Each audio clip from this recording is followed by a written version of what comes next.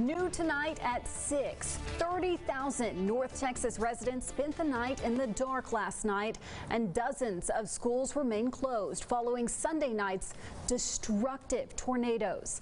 KETK's Trent Bennett joins us in the studio with the latest from there. Trent. And Casey, we're still waiting on the confirmation of whether this state will get any funding from FEMA, but it wasn't long after Dallas County Judge Clay Jenkins issued a local declaration of disaster.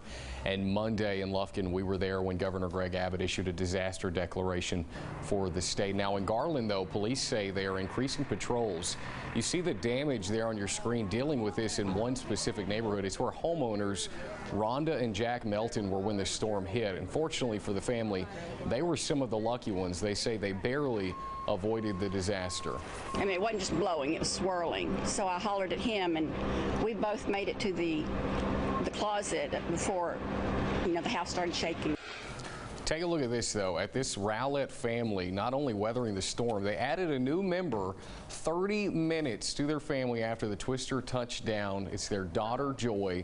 She was born 8 pounds and 8 ounces. Right now, the National Weather Service has confirmed 9 tornadoes as of Sunday. They're still assessing the damage to get a tally of the amount of homes destroyed. As you remember, it would need to be 800 or more in order to get that FEMA funding due to the storm. Reporting in the studio, Trent Bennett, KETK News. All right, Trent, thank you. And the official tornado count has gone up since Sunday night. It's up to 9 now. When you think about tornado season, it's always in the spring, but the secondary season is in the fall because of, well, Marcus, you explained to the folks at home. Yeah, the secondary severe weather season really picks up during the months of October and November, as we usually see another bout of severe weather. And in Texas, based off of the 25-year average, we can see in the month of October, in some cases, 10 or even more tornadoes during that month. And of course, the springtime, that's when we see a lot of our severe weather that came through. I want to show you our specific tornadoes that we had come through East Texas. This was in Panola County. This was the first one that we had. It was a supercell storm